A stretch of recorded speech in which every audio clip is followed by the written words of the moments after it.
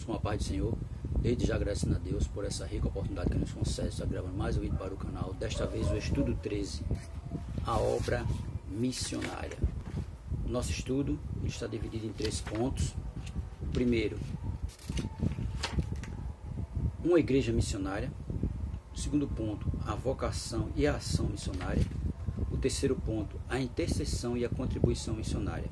A nossa conclusão, a verdade e a aplicação prática, como é de costume. Nosso texto bíblico nosso é Atos dos Apóstolos, capítulo 13, do versículo 1 ao versículo 4, que nos diz assim: na igreja que estava em Antioquia havia alguns profetas doutores, a saber, Barnabé e Simeão, chamado Níger, e Lúcio, Cirineu e Manaém, que fora criado com Herodes, o tetrarca, e Saulo. E servindo eles ao Senhor e jejuando, disse o Espírito Santo: apartai-me a Barnabé e a Saulo para uma obra que eu os tenho chamado. Então, jejuando e orando e pondo sobre eles as mãos, os despediram. E assim estes, enviados pelo Espírito Santo, desceram a Seleucia e dali navegaram para Chipre. Amém? Amém? Vamos agora fazer assim, um breve comentário sobre os versículos de Atos 13, do 1 ao 4.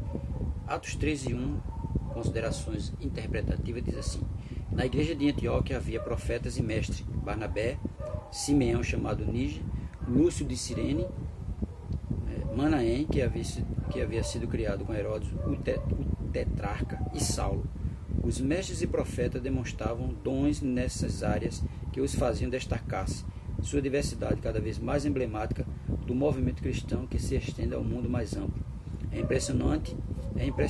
Barnabé, levita de Chipre. Saulo é fariseu, instruído sob a tutela do rabino Gamaliel, que era um rabino muito famoso da época. Simeão, chamado Níger, termo latino para negro. Provavelmente é um homem negro. Manaém foi amigo de infância de Herodes Antipas, filho de Herodes o Grande e tetrarca da Galileia durante o ministério de Jesus. É provável que Manaém tivesse cerca de 65 anos. Até esse ponto da narrativa, os nomes dos líderes são relacionados em pares: Pedro e João, Atos 1 e 13, e Estevão e Filipe, Atos 6 e 5, e o líder mencionado primeiro desempenha o papel principal na narrativa subsequente. É estranho que Barnabé seja relacionado aqui em primeiro lugar, enquanto Saulo aparece por último. O que se segue no relato indica que o último se tornará o primeiro, pois Saulo domina a narrativa. Atos 13, 2, que diz assim: separem-me Barnabé e Saulo para obras que eu tenho chamado. A fase seguinte do evangelismo realizado pela igreja, esboçada em Atos 1 e 8, não é consequência de perseguição que leva os crentes a saírem pelo mundo afora, mas resultado de instrução e incumbência específica do Espírito Santo. Observe que nesse momento eles não estavam sendo perseguidos, mas eles foram instruídos pelo Espírito Santo para sair e pregar o Evangelho. Deus é a força motriz do empreendimento da igreja, e o Espírito Santo é o agente que envia. Tá vendo? O Espírito Santo é o agente que envia e quem separa missionários. O Espírito Santo. A igreja se torna receptiva à liderança do Espírito Santo por meio da oração e do jejum na congregação. Mencionados 2 vezes, Lucas 5, 33 e 35, a imposição de mãos sobre os escolhidos para serem separados marca a outorga de bênção para a sua futura empreitada missionária. Não confere poder, nem os ordena para o ofício de missionários. Não confere poder e nem outorga bênção para a futura empreitada missionária. Não outorga bênção para a sua futura empreitada missionária e não confere poder, nem os ordena para o ofício de missionários. Mas comissiona eles para fazer a obra. Atos 13, 4 e 5 diz: os 2 navegaram de lá para Chipre. Quando chegaram a Salamina, proclamaram a palavra de Deus nas sinagogas judaicas. João estava com eles como seu auxiliar. Em momento algum, essa iniciativa é vista apenas como missão aos gentios. As sinagogas são um lugar natural para começar a pregar o evangelho aos judeus e incentivá-los a cumprir as promessas do Antigo Testamento de que Israel devia se tornar luz para as nações. No meio desse público, os pregadores também encontrariam gentios que se interessavam pelo monoteísmo e pela ética do judaísmo e simpatizavam com eles. João Marcos, de Atos 12, 25. O termo grego traduzido por auxiliar que descreve sua função era usado em papiros para um homem que lida com documentos e transmite seu conteúdo a outros, talvez providenciasse para Barnabé e Paulo material que os ajudavam em sua atividade de pregação. O mesmo termo é empregado em Lucas 1 e 2 para se referir ao servo da palavra. Atos 26:16. E é possível que João Marcos também pregasse e ensinasse, está vendo? No nosso estudo, na introdução, ele vai dizer aqui para nós: a atividade missionária tem origem na natureza do próprio Deus. Após a queda do homem, foi de Deus a iniciativa de ir ao seu encontro, Gênesis capítulo 3, versículo 8 ao 21. Quando a maldade do homem se multiplicou sobre a terra, a graça de Deus se revelou a Noé, Gênesis 6, do 5 ao 13. Foi de Deus a iniciativa de se revelar a Abraão e lhe fazer promessa que abençoaria todas as famílias da terra, Gênesis 12, do 1 ao 3. A própria nação de Israel teria um papel missionário no Antigo Testamento, anunciando entre as nações a glória maravilhosa do seu Deus, Êxodo 19, versículos 5 e 6 e Salmo 96. Mas a gente sabe que eles não fizeram isso, pelo contrário, eles se afastaram cada vez mais de Deus. A maior ação missionária de Deus foi o envio do seu Filho ao mundo para nos prover salvação. Mateus capítulo 10, versículo 40, Mateus 15, versículo 24, Mateus 21 e 37, Marcos 9, 37, Lucas 4, 18, João 3, 16 e 17 e vários versículos subsequentes que nós não vamos comentar porque senão o vídeo tornaria muito longo. Assim como o Pai o enviou, o Filho enviaria os seus discípulos. Mateus capítulo 28, versículos 19 e 20, Marcos 16 e 15 e Lucas 24, 46 a 48. A atividade missionária da Igreja de Jesus teve início, como já vimos, após o derramamento do Espírito, no dia de Pentecostes em Jerusalém, Atos 2, para posteriormente avançar por todo o mundo de antemão, Atos 6 e 7, Atos 8, 4 a 8 e Atos 9, 19 e 20. Nosso primeiro ponto, ele vai dizer uma igreja missionária. A igreja de Antioquia é um claro exemplo de envolvimento com a obra missionária. A igreja de Antioquia não nasceu de uma atividade missionária planejada, mas da dispensação dos discípulos em razão da perseguição que se levantou após a morte de Estevão, Atos 11, versículos 19 a 21. A igreja de Antioquia foi discipulada por Barnabé e Paulo, e ali pela primeira vez os discípulos foram chamados de cristãos, Atos capítulo 11, versículo 22 ao 26. A ação solidária foi uma marca desta igreja, Atos 11, 27 ao 30. Não demorou para que na igreja de Antioquia profetas e mestres piedosos fossem levados pelo Senhor para cooperar através dos dons e mistérios que lhes concedidos, ministérios lhe concedidos na sua edificação, Atos capítulo 13, versículo 1. Observe que a igreja foi avançando, A ação solidária foi marcante também pela igreja.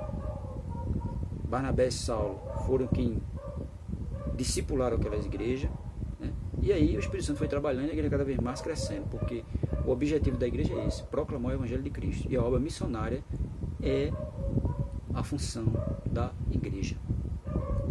O segundo ponto é fazer a vocação e a ação missionária.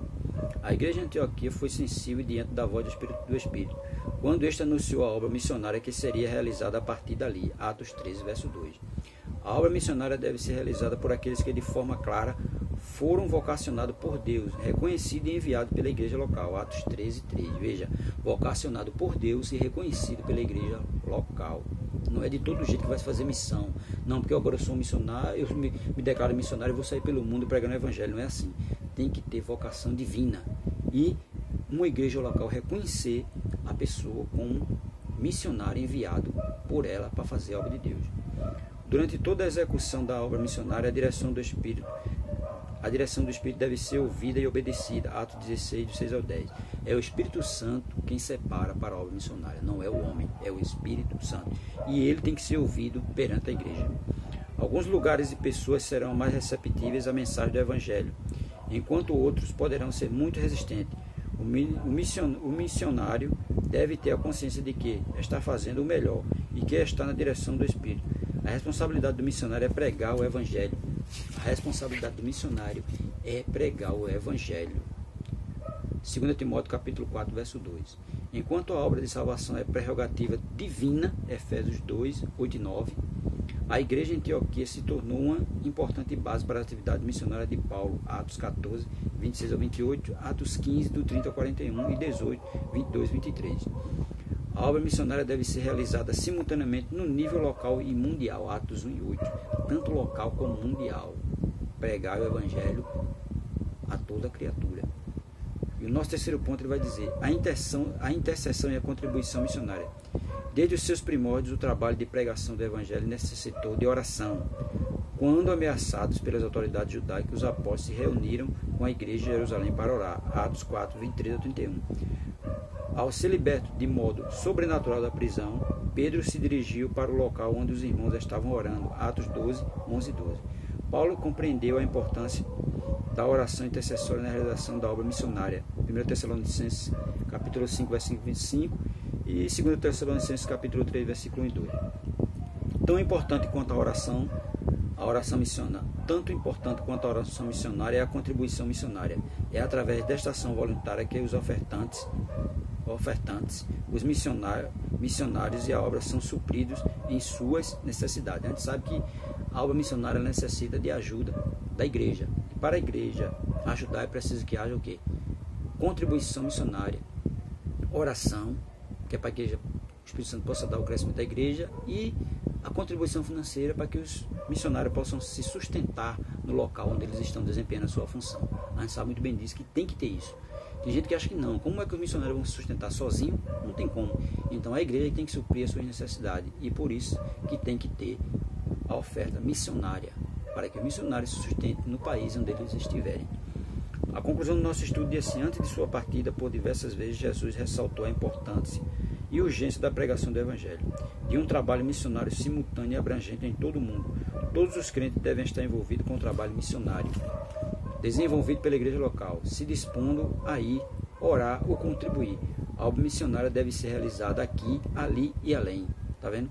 Então, a igreja tem que estar disposta para isso, de ir, de orar e contribuir para a manutenção dos missionários onde eles estiverem. Que esse é o nosso dever. A verdade e a aplicação prática nos diz assim: a obra missionária deve ser uma ação prioritária da igreja local. Todos devem procurar se envolver neste trabalho missionário. Amém? Desde já quero agradecer a você que visualizou aí esse nosso estudo, você que comentou, você que curtiu, você que se inscreveu. Dizer a você, meu muito obrigado. Continue curtindo, continue nos ajudando, continue fazendo aquilo que é preciso. E outra coisa, se você tem um grande desejo de pregar o Evangelho, vá, pregue, se envolva na obra, procure ajudar, procure fazer alguma coisa, porque crente que não faz nada não serve para nada. Então nós temos que estar sempre envolvidos na obra do Mestre, quer seja na igreja local, quer ser orando pelos que estão lá fora pregando o Evangelho, mas de alguma forma se envolva na obra missionária. Muito obrigado pela sua atenção e que você possa estar bem. A pandemia ainda está aí, nós não estamos livres dela, mas nós estamos sob a mão do nosso Deus, Ele tem cuidado de nós. Então continuamos nos protegendo, continuamos fazendo aquilo que deve ser feito por nós, que Deus faz a parte dele. Deus abençoe a todos em nome de Jesus.